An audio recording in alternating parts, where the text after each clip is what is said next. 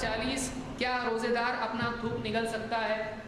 بہت سارے لوگ یہ سمجھتے ہیں روزہ ہمارا ایسا رہتا اس میں تھوک بھی نہیں نگل سکتے. غیر مسلم بولتے اچھا اتنا ڈینجر، اچھا ہے ہم اسلام میں نہیں آئے نہیں تو ہم کو بھی ایسا روزہ رکھنا پڑا تو تھوک بھی نہیں نگل سکتے. ایک تو بھوک اور اس پہ تھوک بھی نہیں، کیسا ڈینجر روزہ ہے، کیسا رکھتے تم لوگ روزہ؟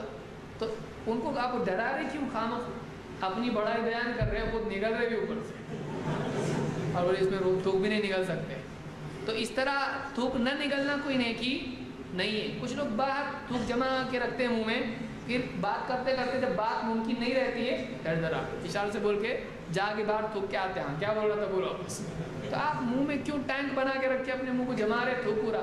اس طرح سے بھی صحیح نہیں ہے. یاد رکھیے منہ میں اس طرح سے تھوک جماتے رہنا یہ کون سا طریقہ ہے؟ یہ صحیح نہیں ہے. ایک آدمی جیسا نارمل رہتا رہے، اگر لعاب پیدا ہوتا ہے تو اس کو نگل سکتا ہے، کوئی مسئلہ اس میں نہیں ہے کیونکہ وہ اس کے حالت ہی سے آیا ہے، اس میں کوئی پرابلم نہیں ہے. لیکن اس کو جما کے رکھنا یہ کراہت اس میں ہے، یہ اچھی بات نہیں ہے. قتادہ رحمۃ اللہ علیہ فرماتے ہیں لا بأس ان یزدرد الصائم ریقہ، روزے دار اپنا تھوک نگل جائے کوئی اس میں مسئلہ نہیں ہے.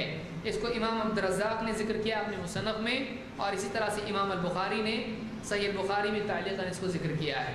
تو تھوک نگل سکتے ہیں، اس میں کوئی مسئلہ نہیں ہے. هي الحلقات تحفظني بآيات من القرآن، هي الحلقات تملأني بحب المصطفى العدنان، هي الحلقات تحفظني بآيات من